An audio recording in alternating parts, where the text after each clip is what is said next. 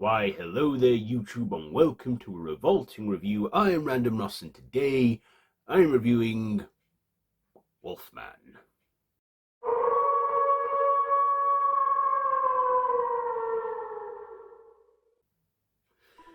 So this is written and directed by Leigh Whannel, starring Christopher Abbott,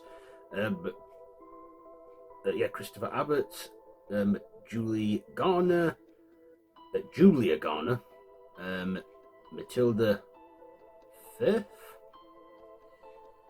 and Sam Jagar.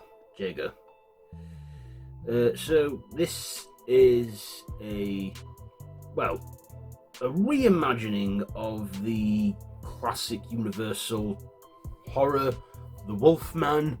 So this follows Blake, whose father dies and has to go to like his farm to clear it out and stuff, but along the way he stumbles across this monstrous wolf-like creature and then remembers from when he was a kid 30 years before it's the similar creature to what him and his dad encountered, and of course he gets injured by this monster, and very slowly he turns into this vicious wolf-like monstrous creature, and it's just escalates from there. So what did I like about this one? Well, it's a bit hard to say. First of all, this is from Leigh Whannel, who is no stranger to horror. I mean, he was the co-creator and co-writer and co-star of the first Saw movie. He was again, the same co-star, co-writer and that of Insidious. Made his directorial debut on the third movie, and then gave us some other movies like Upgrade, and in 2020 we got The Invisible Man, which he wrote and directed, took the H.G. Wells classic and revamped it for a modern audience. And because of COVID it took some time, but 5 years on we have been given his take on the Wolfman. So this is the second film. Now, I don't know if they're attempting this whole Dark Universe franchise again. They tried a few times with like Dracula Untold and then the 2017 Mummy, but it just never ended up happening because, well, they flopped.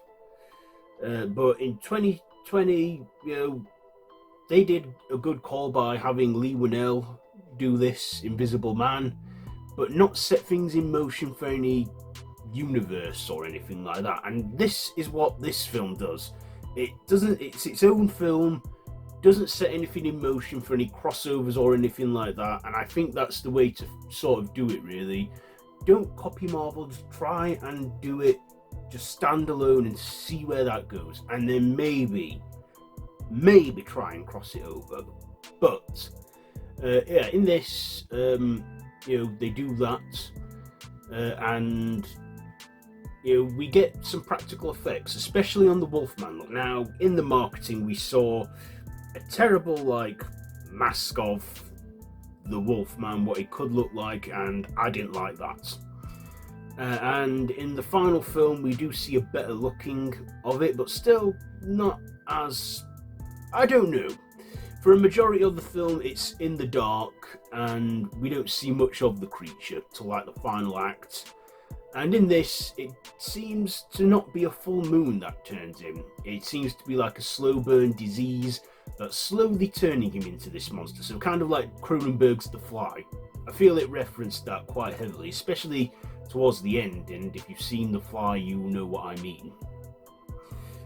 But yeah, I thought, I'll give him credit for practical effects on the makeup and the wolf look. I mean, they did go digital with some scenes, like when he has enhanced vision and hearing and that.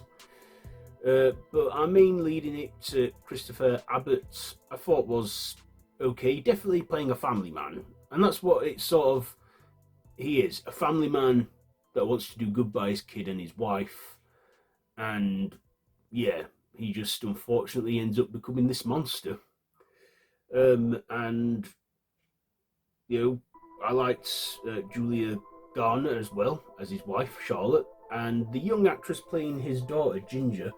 Her name is that's it, Matilda Firth, and she is quite a gifted actress for her age, you know, and yeah, I get that this was sort of like meant to be sort of heartbreaking and that because he's a good man turning into an evil monster, and the only way to cure him is to kill him.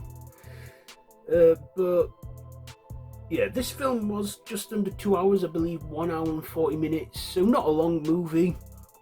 But there were moments that did feel like it was a long movie. Also, when it got dark, it wasn't too dark. You could still see what was going on. And I do feel that the werewolf, the creature was a lot better when we didn't see it. Let us play with our imagination. And sometimes, not showing the monster at all can benefit it a lot more. But the whole thing of it not being like a curse, but being like a genetic illness, a disease or something. Yeah, I get that, he was, they were trying something different here. They were trying to, change things up a bit.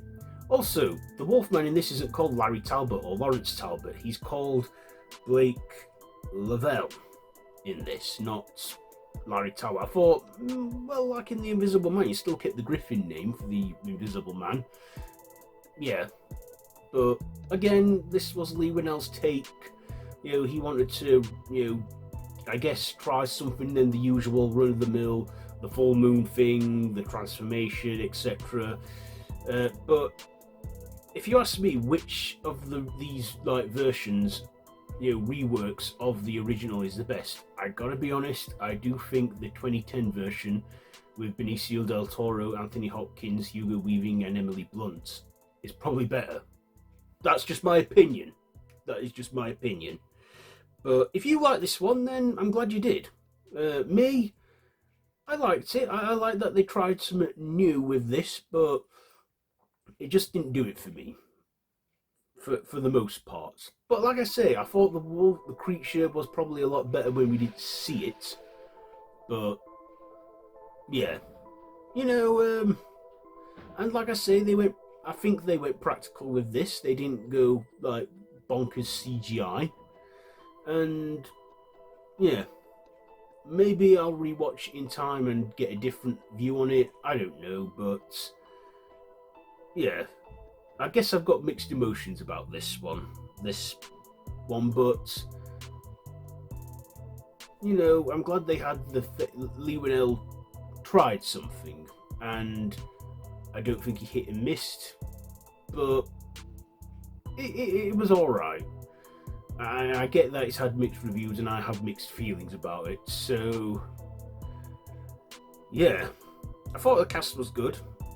I just thought sometimes the drama and the slow burn, even the opening act was about, I don't know, 10 minutes long, where we see like Blake and his father hunting, or him teaching him to hunt, then they encounter the creature in that. But yeah. Anyway, I think I've said all I need to say. What am I going to rate this one? I will give Leigh Whannel's Wolfman, I think I will give this one 3 stabs out of 5. That's just my opinion, and I do give them credit for trying something bold and different with this. But for me, my werewolves, in my mind, a werewolf should have a full body of hair and look either wolf-like in the face or have a full wolf head. That, to me, that is what a werewolf should look like. But there are different mythologies and different, laws and what have you. But yeah, I'm glad I watched it. I'm glad I watched it, but maybe if I'm going to watch it again, I'll wait till it's available on home media. So yeah, have you seen it? What are your thoughts? Do you think differently to it than I do? Let me know all that down below in the comments. If you like this video, be sure to give it a big thumbs up.